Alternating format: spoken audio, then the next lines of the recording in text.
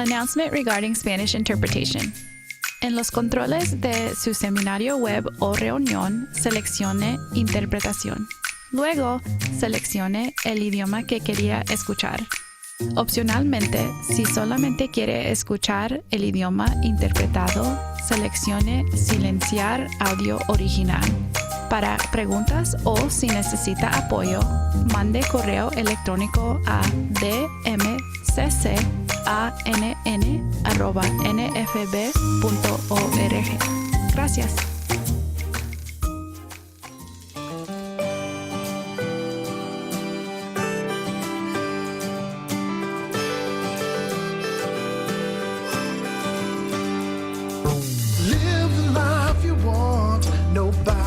Stop you, shoot for the sun and break on through. So you're blind, you'll be fine, we got good news. You can live the life you want, yes we know the truth. Grab a cane, get trained, gotta get moving. Make a change on a wage, that's what we're doing. Come with me, yeah, and live the life you want. Nobody can stop you. Shoot for the sun and break on through. So you're blind, you'll be fine. We got good news. You can live the life you want. Yes, we know the truth. You and me and a bee, let's dream together. And it be you and me lives on forever. You will see, yeah. You live the life you want. Nobody can stop you. Shoot for the sun and break on through. So you're blind, you'll be fine. We got good news. You can live the life you want. Yes, we know the truth. Yes, we know the truth. Yeah. You know the truth.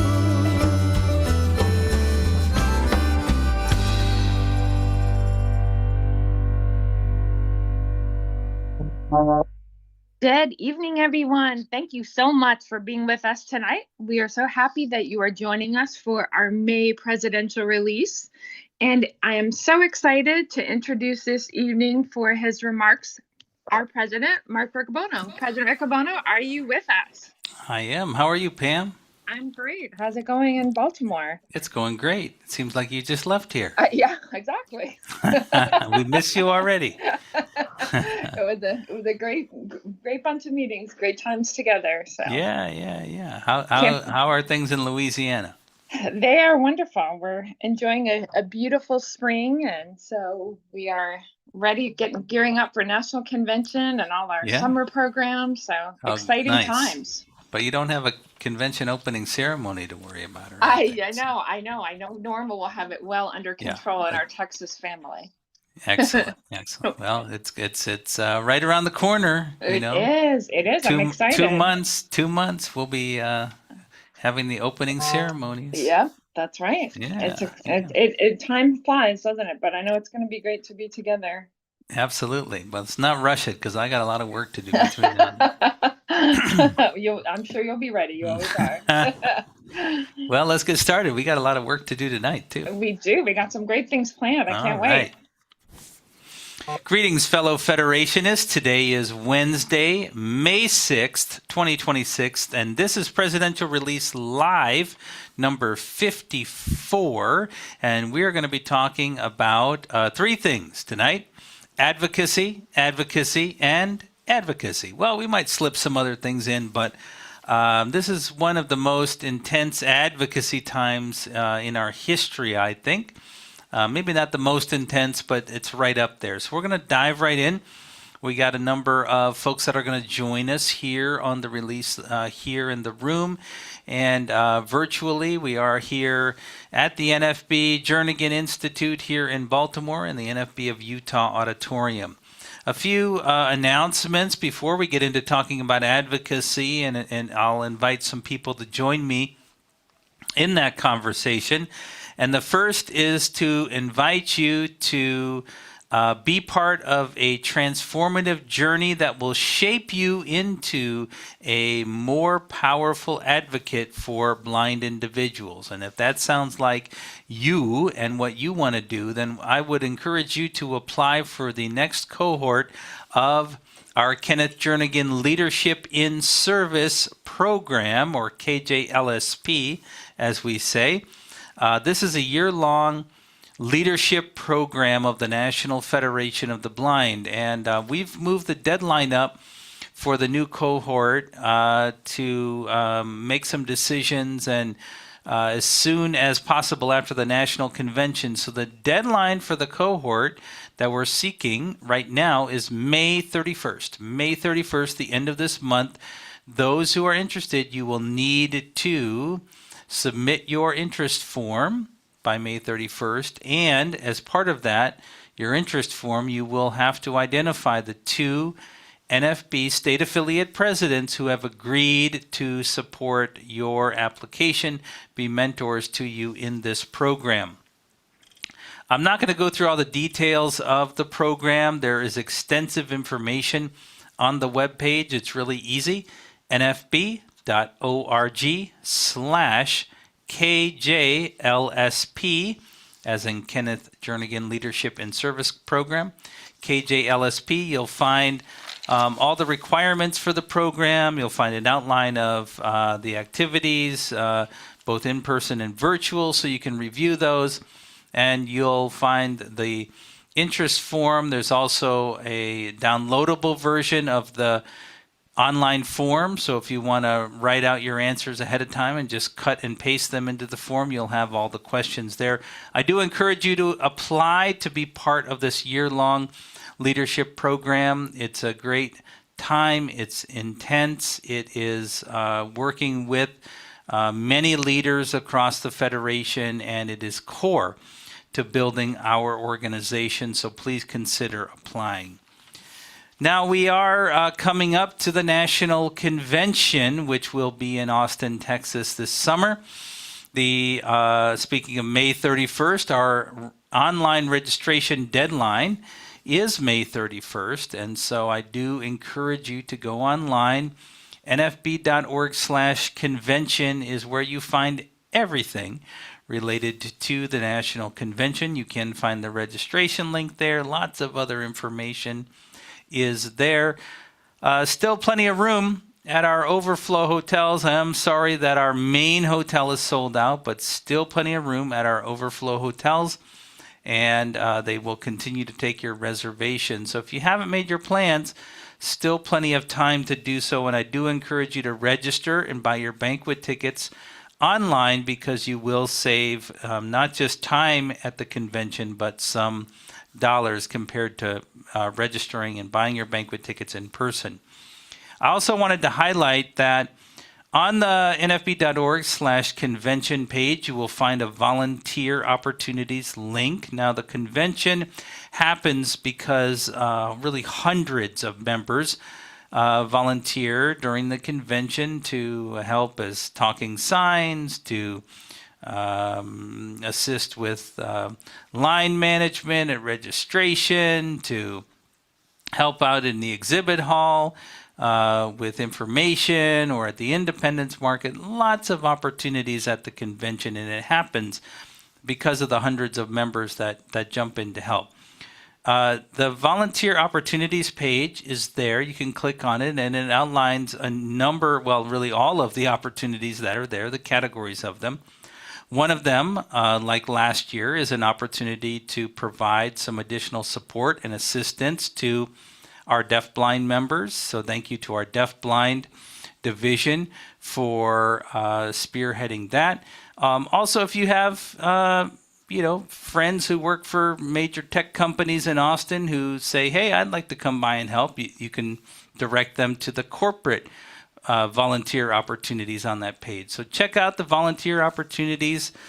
Please come and be part of helping make the convention happen. I'm looking forward to being with everybody in a short 2 months, and I'm very excited about it.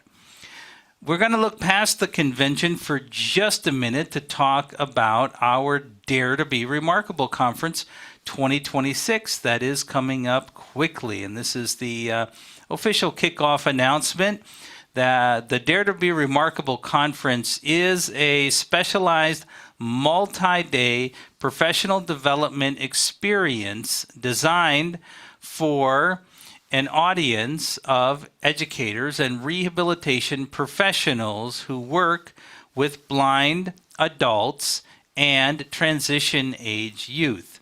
This conference brings together a balanced mix of practitioners, administrators, and emerging professionals who are committed to raising expectations and strengthening outcomes, of course, centered around the blind wisdom, the philosophy of the National Federation of the Blind. The conference will take place this year from November 18th through the 20th, 2026 at the NFB Jernigan Institute here in Baltimore. For more information, you can visit our website, nfb.org. I think we're going to put the direct link to that page in the chat if you want to have it. I definitely encourage you to come be a part of this conference if you're an educator or rehabilitation professional that wants to raise expectations for blind people in your local community. Our independence market continues to thrive and put new things in front of the members of the Federation as a convenience, and the independence market this week has introduced a new product to the market, and that is the second generation of the Meta glasses, which are now available through our independence market. Just this week, we started selling them. You can call to place orders, and you can also go to our e-commerce site.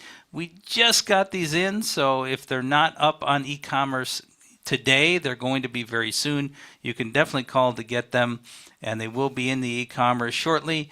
The retail price on the Meta glasses from the independence market are $369, and we look forward to hearing about your experience and other things you might want us to carry in the market. I should say that the cost of the Meta Ray-Ban glasses, the retail price does not include the shipping. I don't think you want us to ship them free matter, so you will have to pay shipping on top of that, but feel free to call our independence market to get more information if you're not familiar with the Meta glasses. Now, we're going to talk a lot about advocacy, but in order to do our advocacy work, we need to have the resources to do that. And this is the time of year when we encourage members, certainly to make contributions, but also to get the word out about the National Federation of the Blind as part of our spring fundraising effort so that your friends and family can help provide dollars to the work that we do. And our Give 25 campaign this spring has a theme of Keep NFB Advancing. Keep NFB Advancing. We're trying to make connections, community, and opportunity. And this year's campaign has a couple interesting things that I want to talk to you really quickly about. So first of all, we strengthen our movement by inviting others to give support to the work that we're doing. And we're going to talk about advocacy here in a moment, and there's a lot of advocacy work to do. When we go out and ask people to financially support the movement, that's a good opportunity for us also to educate them on the work that we're doing, the priorities that we have. And so our Give 25 campaign, which is going to launch next week on May 25th, will be the official start of this year's campaign, Keep NFB Advancing. And we're going to be asking members and others to give $25 to support the work that we're doing in this organization. And by doing so, those who contribute during this convention season could benefit by receiving a prize from our drawing. So let me tell you about the drawing. The drawing is going to, those who are eligible for the drawing, eligibility starts on May 15th and it will run through July 7th, 2026. Every $25 contribution made to the Federation will equal one entry in our prize drawing. So if you give $100, that's 4 entries into the drawing. The winner of the drawing will be announced at the National Convention banquet. Let's talk about how participants can join the drawing. So first of all, you might want to know what's in the drawing. What do I get? What can I win? Well, if you're entered into the drawing, you will be eligible to win one of 2 prizes. You'll get a choice. The first being a round-trip transportation for 2 to the 2027 Convention of the National Federation of the Blind, which will be in Austin, Texas. That will include hotel accommodations, registration, and banquet tickets for 2 will be covered, and just for fun, $1,000 walking around money, we like to say. Now, if for some reason you can't make it to the convention, or maybe you convince a friend to contribute and they win and they would rather have something else, you can take door number 2, which is $2,000 in cash. Of course, I think a lot of Federation members would want to take the convention prize. We want you not just to give, but also to encourage others to give. And so this year we're really trying to encourage members to be a connector to others in our community. A Federation connector invites others to participate and strengthen our movement with us through your personal relationships with others. People will give when you ask them to give. If you bring 4 donors to the Federation through this effort before the National Convention, so 4 people who give $25 or more, we will credit you as being a connector and credit you for their gifts, and therefore you will be entered into a special drawing to win not a trip to convention, but a special prize that we are giving away at the banquet for our connectors, and that is the brand new, hot off the technology shelves, Braille Note Evolve from Humanware. So you'll be one of the first to have one of these units by the time of the convention. I know there'll be a lot of talk about the Braille Note Evolve. So if you bring 4 people to make $25 contributions to the Federation and to credit you for that as a connector, we'll enter you into that drawing. Now, as a reminder, our Give 25 campaign supports 4 important funds of the Federation. The first one I already kind of talked about. That's the Kenneth Jernigan Fund. That supports the Kenneth Jernigan Leadership and Service Program. It also provides grants to first-timers to the convention. And I know if you're out there and you're waiting to hear about your Kenneth Jernigan first-timer grant application, you probably are going to hear any moment, because I've saw the list and I know that the committee is working on getting those out to folks. So that's what happens with the dollars that go into the Kenneth Jernigan Fund. The second is the Sun Fund, and this is really our rainy day fund. We put these dollars away to secure the organization, and we would only use them in an emergency situation. And so those dollars are secured in our investments, and they grow to create future opportunities and stability for the Federation. The third fund is our White Cane Fund, and this is our general operating fund. These dollars can be used really for any of the purposes that the Federation does work, and we're going to talk about a big one, which is advocacy, just in a minute. And, government's not giving us dollars to do advocacy. A lot of folks don't want to give us money to sue the government or to sue higher education for their failure to be accessible, or to fight custody cases to give blind parents custody back of their children. These dollars can be used in all of those ways and more. And finally, the fourth fund that we do support and try to raise money for is the Jacobus Tenbrook Memorial Fund. The Jacobus Tenbrook Memorial Fund owns and operates the building here in Baltimore, and the building needs upkeep, and so we support the building because it provides us our national headquarters, great space when we have meetings and conferences like Dare to Be Remarkable. So these are the four funds that you can designate money to as part of our Give 25 campaign. I encourage you to go check out the details of the Give 25. You can go to nfb.org/give25. That's for the landing page for the campaign this spring, nfb.org/give25. If you want to go right to the donate link, you can go to nfb.org/give25 donate, all one word. Of course, you can also donate money via phone.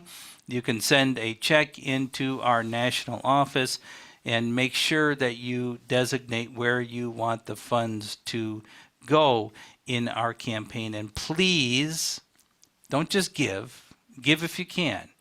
But most importantly, go out and ask others to give. Be a connector. Expand our circle of donors to support the very important work that we're doing. You're going to see more about this, and I'm looking forward to celebrating our great work on this at the convention. Now, I've been promising to talk about advocacy, and it's time to do that. But I can't do this alone. I want to bring in our Director of Advocacy here at the National Federation of the Blind, our good friend Jesse Sherrick. Jesse, thank you for being here today. I'm honored to be here. Thank you for the opportunity, Mr. President. Yeah, so Jesse, we got a number of things to talk about, but this has been an intense advocacy year, right?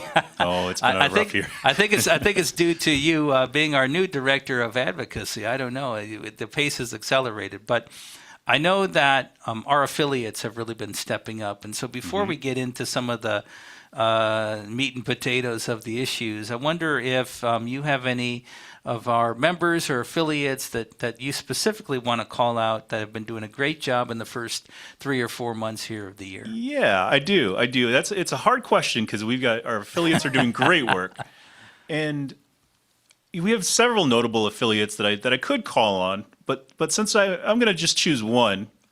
A lot of people think it takes a lot of energy and it takes a lot of people power to be able to move our priorities forward. And I think this affiliate demonstrates that a small affiliate can be mighty.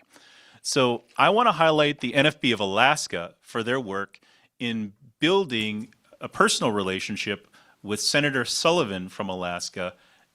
They've been having meetings with Senator Sullivan and his staff for years. They formed great relationships.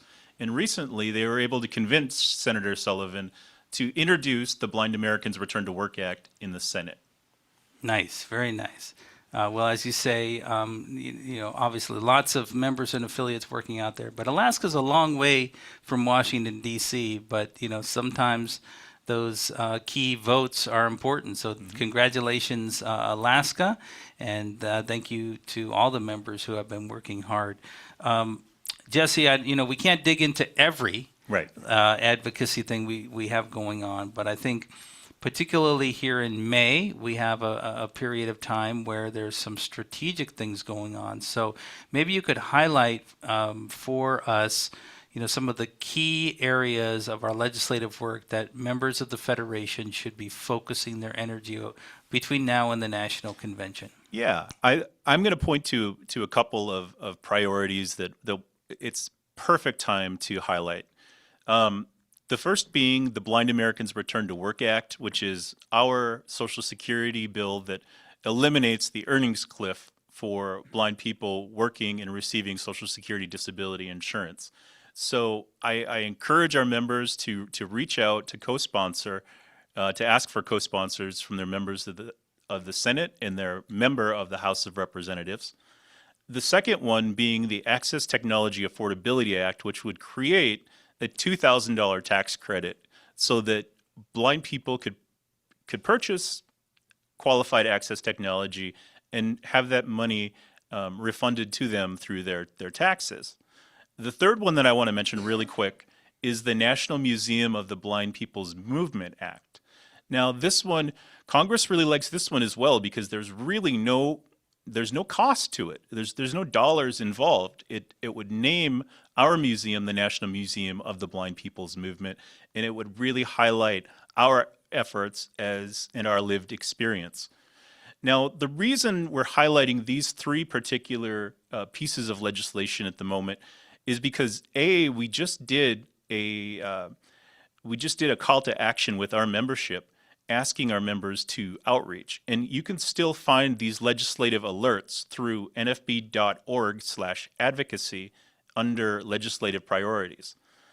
As we get closer to election time, it will get less likely that we will be able to get our priorities into a vehicle, into a larger piece of legislation. So now is the perfect time for you to reach out on these three priorities and to call your senator and call your members of the House of Representatives or email them and ask them to co-sponsor these three priorities. So we may get some questions about these priorities later, Jesse, but one thing in talking with blind people around the country and, with the flurry of activity we had, Washington seminar and a lot of disruption with that because of the weather, and a lot of calls for advocacy this year. I hear some members say, what does it really help? Does it really make a difference for us to keep reaching out to members of Congress that don't seem to really want to do anything? And I wonder if you want to talk about that. Yeah, I absolutely do. It's important to be able to reach out to your members of Congress. When I was just starting out with advocacy, one of my first meetings was with Senator Kramer in North Dakota, with one of his staff members, Ryan Kenyon. And I didn't think that the senator was going to co-sponsor our legislation. I thought, I live in North Dakota, we're not going to see any movement on this. We did our advocacy in North Dakota. We followed up. We were persistent. And Senator Kramer got on that legislation. And the thing is that you never know when you reach out to a staff member in Congress where they're going to wind up. If you form a personal relationship with them, if you get to know them, they might be the next legislative director in that office. They might be the future chief of staff in that office or another office. And they have the power to convince their boss, the senator or the representative, to co-sponsor our legislation. And if we get a whole bunch of co-sponsors, we're going to get our bills passed. If you don't advocate, there's no chance that they're going to co-sponsor our legislation. So I think it's vitally important. So with that in mind, do you have any other thoughts about Congress and reaching out to Congress? Do we have any other folks that could give us thoughts about this? Yeah, I think, we might have another person who might be able to give us some thoughts about this. We often want to, we wish we could really hear from a staff member in Congress who might be able to, who cares about our issues and might be able to tell us about the importance of advocacy. In fact, I have somebody in mind. He's a cancer survivor, and he started out before he moved into Congress in the advocacy space. Before going to work for one of our biggest champions, Representative Pete Sessions from Texas. Here is Raffaello Karen. Hello, everyone. It is wonderful to be here, and it's an honor to be here to address everyone at the National Federation of the Blind. Your work and the testament of the progress of your movement has been no easy feat. There's been so much that has been done, there's so much more to do, and you have incredible leaders up here in Washington. One thing that humbled me the most about being asked to speak with you all is being able to provide an inspirational message. And I thought to myself for a number of days about what I wanted to say.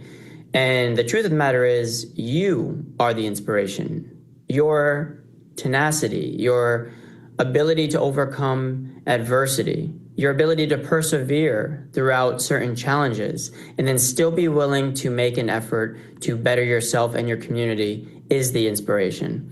Now, my name is Raffaello Caron, and I'm honored to serve as Senior Policy Advisor for Congressman Sessions, Pete Sessions out of Texas, who is one of the champions you guys have up here in Washington, D.C. Now, the Congressman is incredibly active in the healthcare space, and he continues to persevere every day to advance the rights as well as the accessibility accommodations and benefits for blind Americans.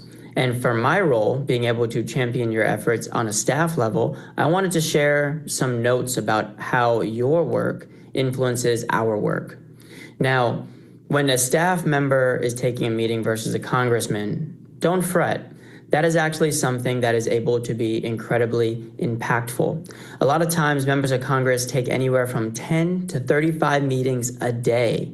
And they might agree, they might hear from you, and that is wonderful. But it's the staff that ultimately will then take that torch and drive it into action. Members of Congress would love to get their hands on experience with every meeting and every action item, but then we need 35 members of Congress for every single meeting. So they are emboldened by their staff, and they embolden their staff to be able to then take that torch and then drive those mission-oriented action items in their service to their member of Congress. So when meeting with a staff member, your role, your voice, and your ability to communicate effectively is what is going to push the dial in getting the staff member to do what's needed to drive success, whether that be a co-sponsor on a bill, whether that be advancing a bill in committee, or anything in between. And the staff member wants to be educated. We're here to learn. I might know a good basis of everything that may transpire in a meeting, but I'm always having my ears open because there might be 1, 2, or 10 different things that I can learn. So knowing that is the case, being able to share your experience, share your story, and then being able to share how, this legislative action or their support will mean greatly to you is what is able to inspire them to learn and to be able to drive that impact on behalf of their boss. So whether it be a member of Congress or a staff member, it is so important that not only does your voice matter, but so does theirs. And to embolden them with the facts, with your story, and with the passion that no doubt you all have is what is really going to help us accomplish what we're setting out to accomplish, whether that be 1 or 5 of the bills circulating for us to be able to get accomplished this Congress or next. Your efforts make a huge role, if not the most important role, in driving solutions.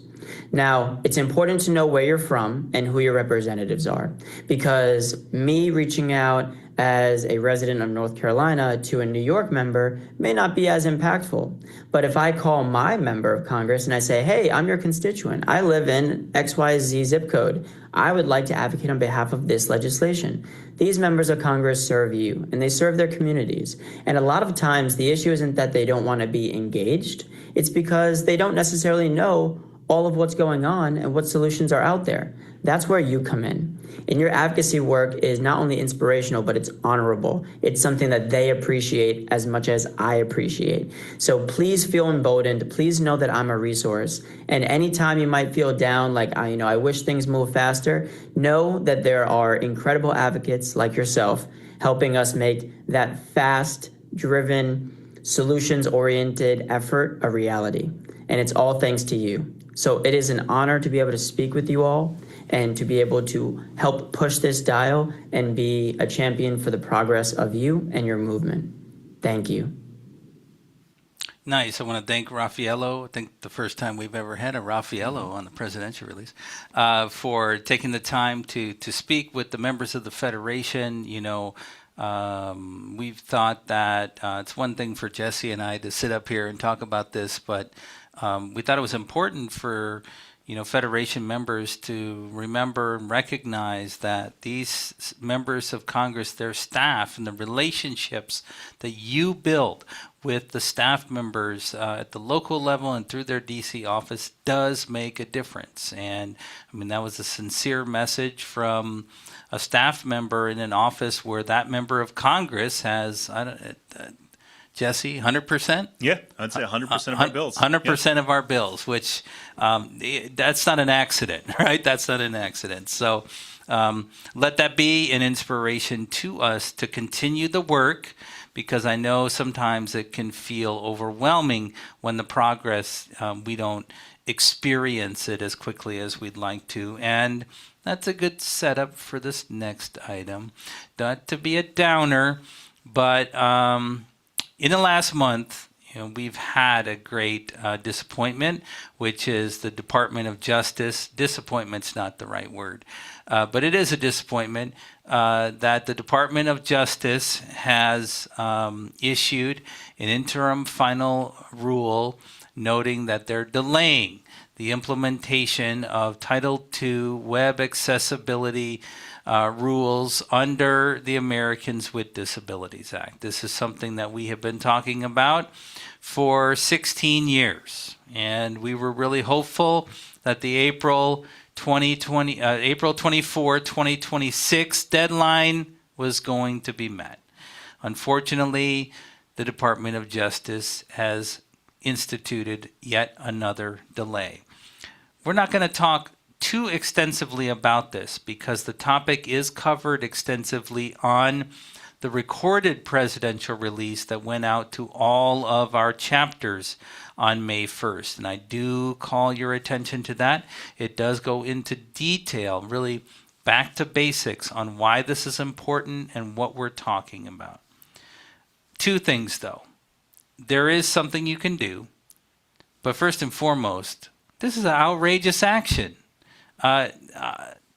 Any blind person in this country should be outraged by this. I don't want to get too worked up about this, Jesse, because it's easy to do. Yeah. But truthfully, it's really hard to rationalize why this made sense really to anybody. This regulation is something that businesses, governments, educational, everybody has asked for it. And we've agreed that it's needed, even though we think the law already requires it. Unfortunately, the Department of Justice has decided to make us wait further. We're going to be taking action on that. And Jesse, I'd like you to talk about the action our individual members can take to support the efforts. I should say before you do that, that we have posted the Federation's comments that we sent to the Department of Justice about this. They're posted on our website on the Advocacy page.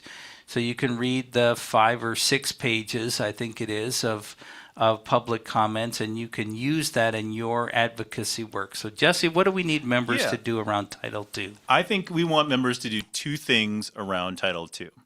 And let's make it painful for the government to do something like this again. So the way that we're going to do that is we're going to, first of all, we want to hear your stories.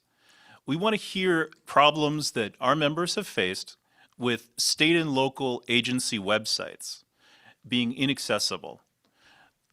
We need you to use examples, and especially some examples that, the fact that this is time sensitive. If these websites would be accessible to you now, let the government know, and please tell us a story about how it's holding you up, how this is causing problems in your life. So some examples might be some inaccessible web forms that you're facing, inaccessible portals, or for students, learning management educational systems, or even public school systems. We want to know how those barriers affected you, your education, your child, or your daily life. A couple of examples, might be like your utility bills. If you don't have access to your water bill, how can you pay your bill? You're going to get your water shut off. So please provide us those stories. The best way that you can provide us those stories, there's two ways. You can send an email to story@nfb.org, or leave a voicemail at 410-659-9314, extension 2444. The second thing is, we want you to watch your email. On May 18th, we're going to have a legislative alert go out to our members, and it will link to the federal registry. So you can prepare your comments now, and you can get ready to post them when you receive this email message. You can leave your own comments about how you've been harmed by this inaccessibility.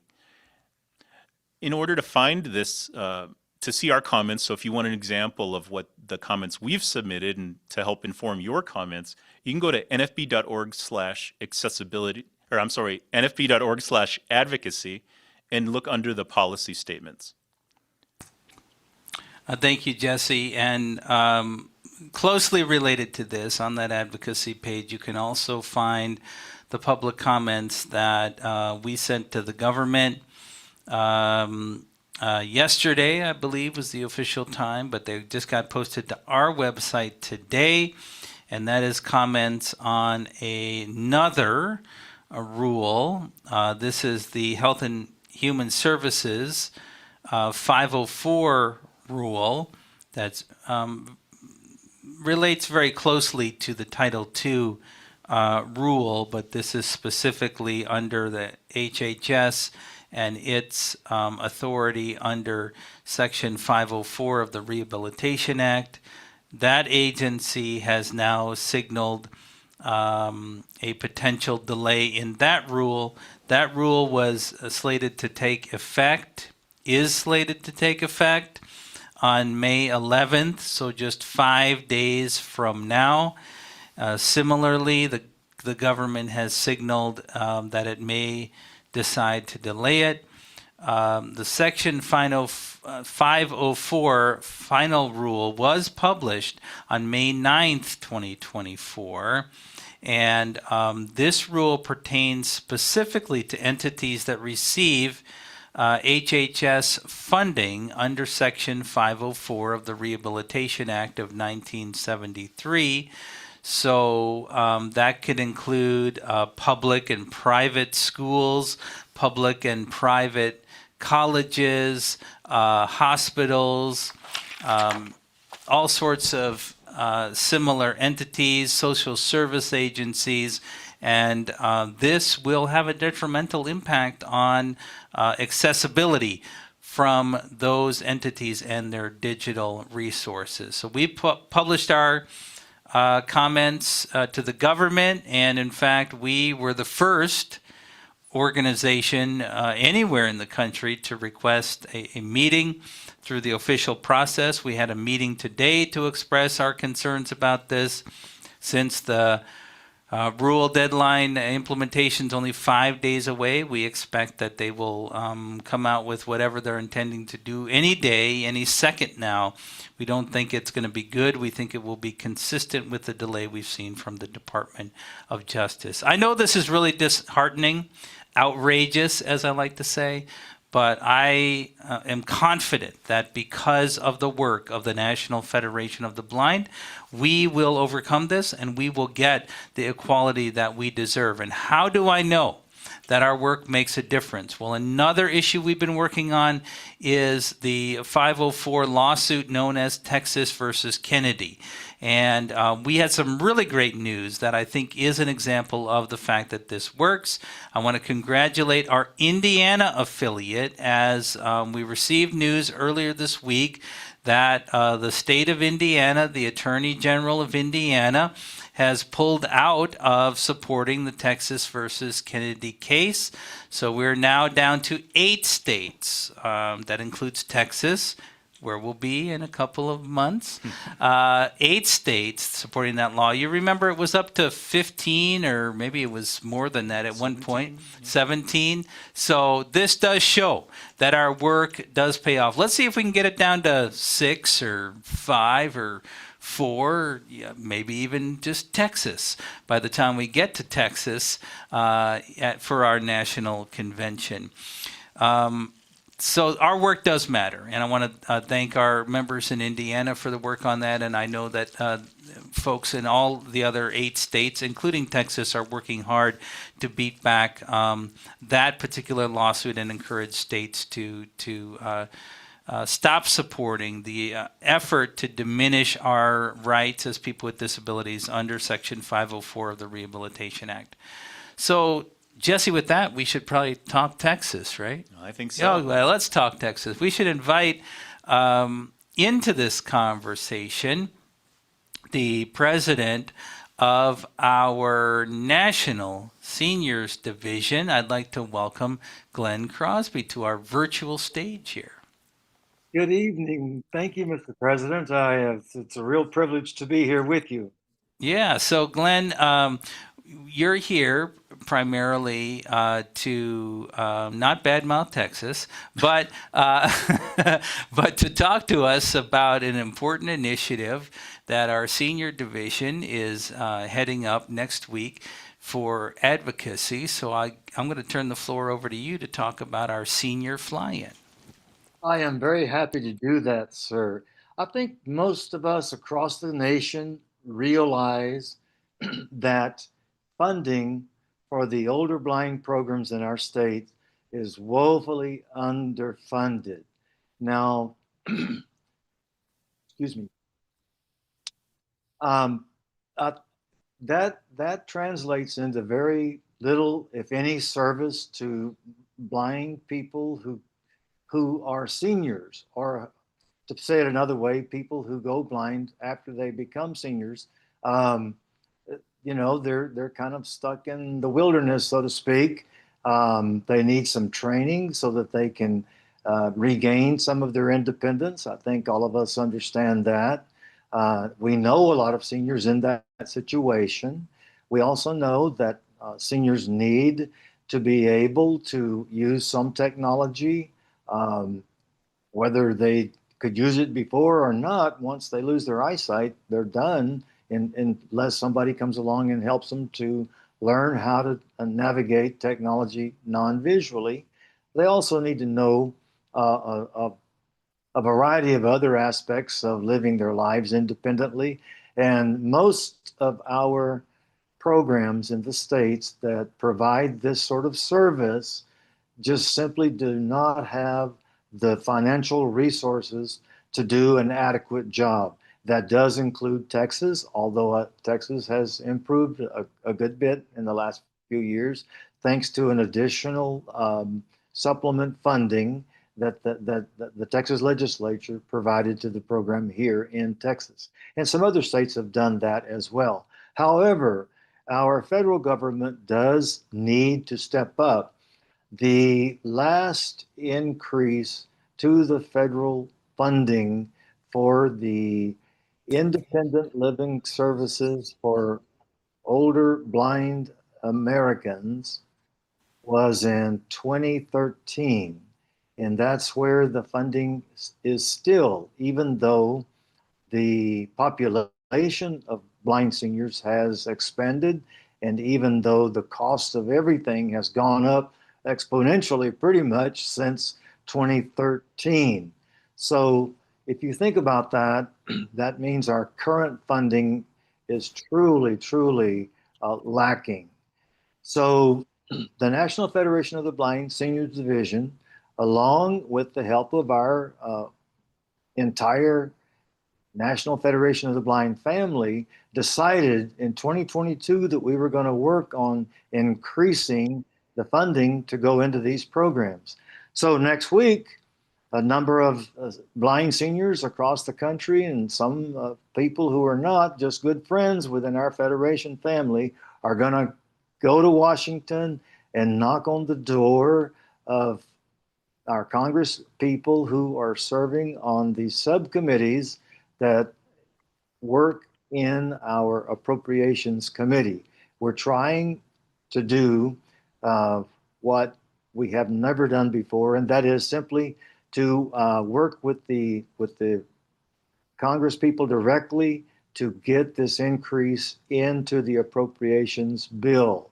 Now, I think for those of us who know a little bit about how the Congress works and you pay a little bit of attention to the news, you know that Congress never, ever gets the appropriations bill passed on time. They're always doing extensions and extensions. But we want our increase in the program in the Independence Living Services for older individuals who are blind to be a part of that finished appropriations bill once it gets done. And that all begins with working with the subcommittee to start with. And that's what we're coming to Washington next week to come in and knock on doors and to encourage those folks to recommend an increase. And we are asking for $260,750,000 increase. We'll see how close we get to that. I hope it's 100%. But that's where we are, Mr. President. Well, thank you, Glenn. Really important, and I want to thank you for your leadership in spearheading this effort, especially when you have a couple thousand friends coming to visit you in a couple months. So leaving town, that's a bold thing to do when you got a lot of work to do there. So really important. And Jesse, maybe you could add a little color to this. I'm sure there are members out there who are thinking, well, great, I'd like to help, but I'm not coming. So what can the members do? I think that's a great idea. I think we should have all of our members help, and all of our members can help. So imagine our senior division members in Capitol Hill. Well, what all of us can do is we're going to put out another legislative alert next on Monday, May 11th. You'll receive that in your email. And what we're going to do is we're going to ask you to reach out to your member of the House of Representatives and your two senators.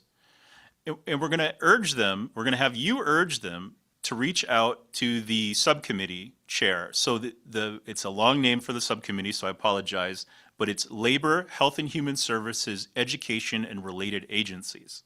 In the Senate, we're going to have you reach out to Senator Shelley Capito from West Virginia, or we're going to have you ask your senators to reach out to Senator Capito. And in the House of Representatives, we're going to have you urge your representative to reach out to Representative Robert Adderholt, who's the subcommittee chair. If you don't happen to receive the legislative alert, don't worry. We will be posting it to nfb.org/advocacy, and then you'll want to look under legislative priorities where you'll be able to find the fact sheets and all the information you need to advocate. Thank you, Jesse and Glenn. Hope both of you will stay around for questions, just in case there are any that I can't answer, since we have great experts here. I know that Pam's going to start throwing virtual things at me if I don't move on to the Q&A very soon. So I'm glad I didn't go into my outraged rant there on Title II. I do have a few Federation family notes that I do want to share before we get to the Q&A, and the first of them, completely coincidentally, comes from Texas, where Lara Soul has let us know that Bob Simonson, who is a longtime member of the Federation, passed away at age 73 on March 30th. One of the notes about Bob said that he was a dedicated member of the Federation, and some of his most fond memories were of pursuing the National Accreditation Council during the 1970s when we were doing what was called NAC tracking. I encourage you to keep Bob's wife, Robin, in your thoughts and prayers, along with those friends and family of the Federation who knew Bob. From North Dakota, we received the very sad news of the passing of Milton Oda on Monday of this week, the 4th of May. Milton served as president in our North Dakota affiliate. He was very active in organizing members of the Federation who were also part of the Lions Club. I encourage you to keep Milton's wife, Charlene, in your thoughts and prayers as well.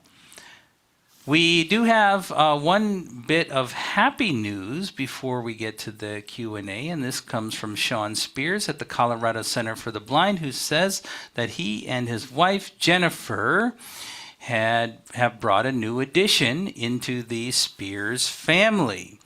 Madison Natalia Spears was born on May 1st, 2026. She weighed in at 5 pounds, 5 pounds, 12 ounces maybe, and was 20 inches long. It's reported that Big Brother Mason is very happy and is on guard for his little sister. So I'd like to welcome the newest member of the Federation family from Colorado. Pam, that was a lot. Wow. I think it's time to go over to you. Wow, you weren't kidding about things being jam-packed tonight. So that was excellent, though. It's so great to hear all the wonderful things that we're making changes together. So a great panel. So thank you, everyone, so much for submitting questions, whether you did that through the mobile app or sent them to communications@nfb.org. We will definitely, I say, President Recordano, we had a bunch of questions, but I think our panel did such a great job of covering them. So about 504 and Texas versus Kennedy and all the different efforts. So that was great. But I do have just a couple. So first of all, question about the independence market, and seemed to be a lot of excitement about the new products we've been adding of late, and how we select products for the independence market. Well, that's a good question. We have an internal process here at NFB. Obviously, the independence market, we want mostly to be a convenience to our members. It does bring people to our organization who are looking for resources.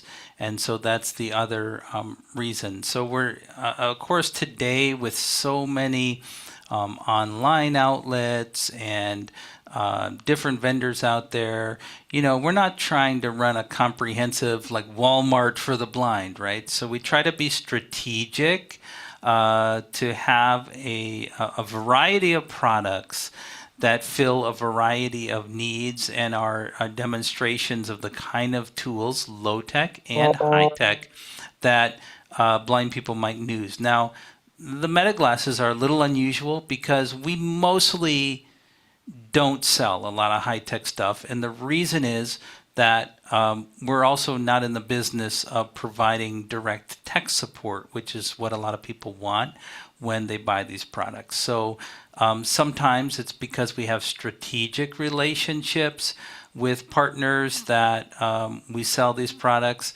We also try to be careful that we need to be able to cover our costs without gouging the customer, which is something we don't want to do. So, and once in a while, we try things to see how the members react. Is it something that people want?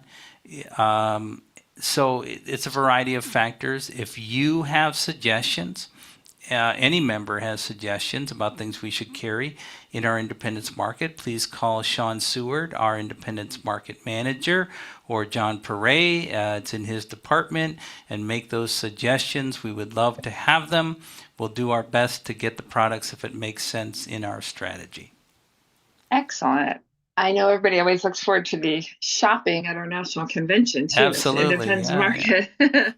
So thank you so much, and thanks for the team at Independence Market for filling all our orders. So also a question, we talked about the different funds, and I'm pretty excited about the big drawing.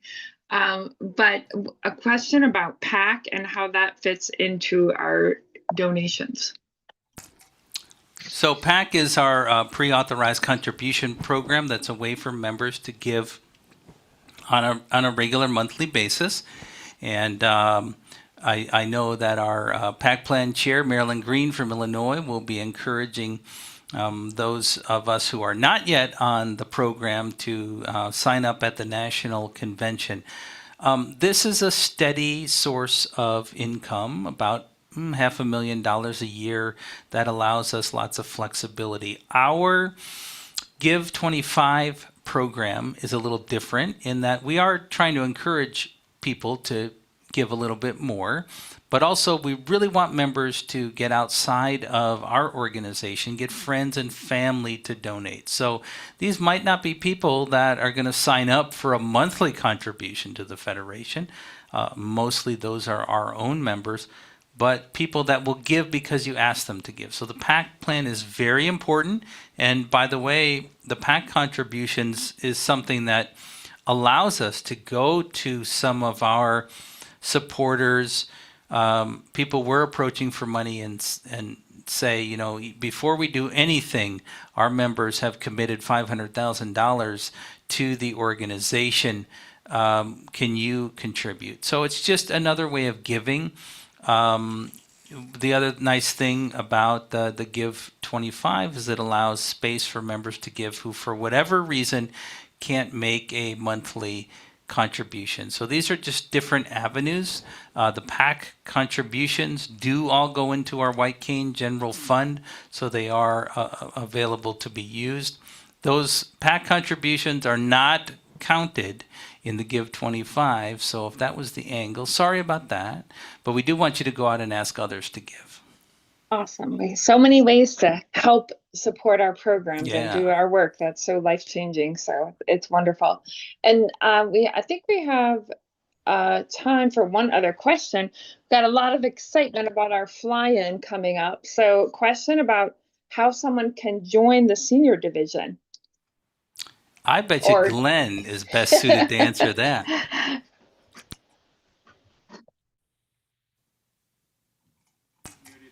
Glenn, are you out there? You're muted.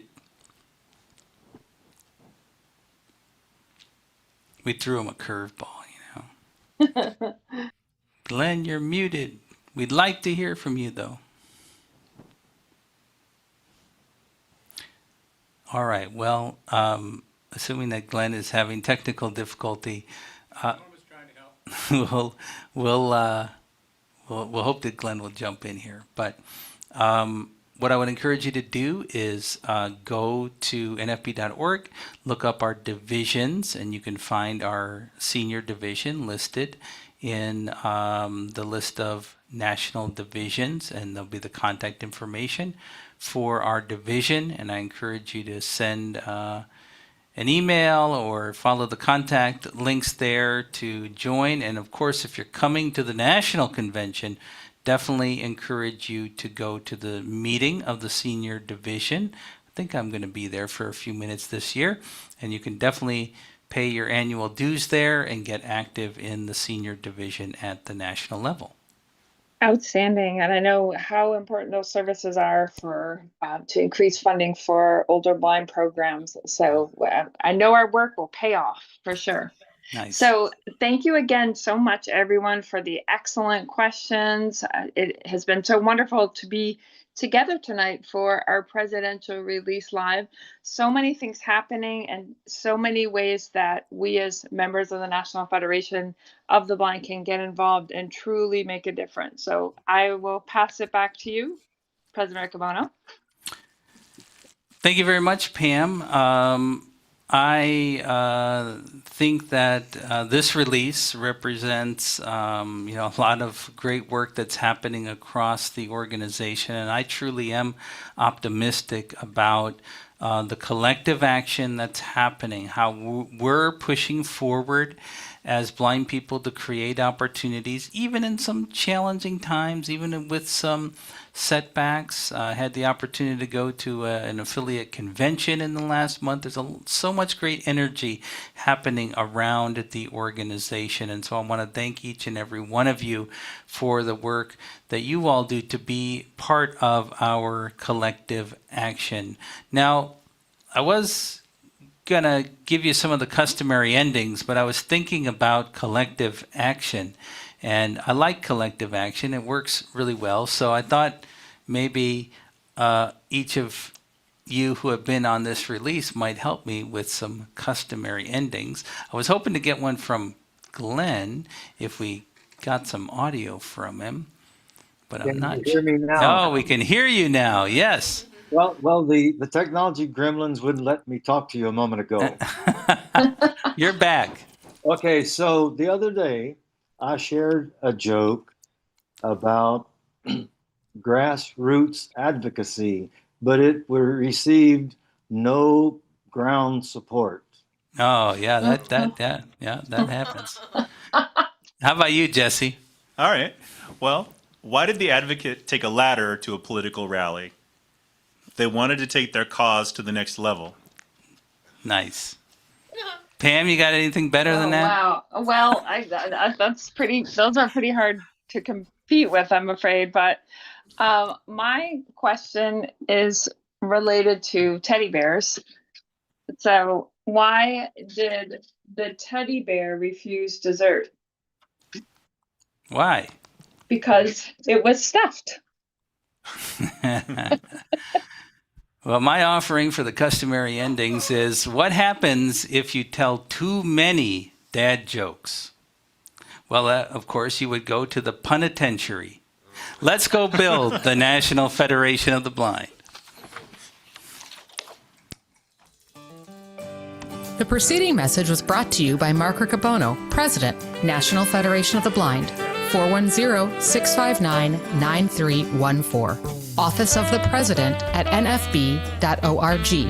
Follow President Riccobono on Mastodon. Just search for @president@nfb.social. Let's go build the National Federation of the Blind.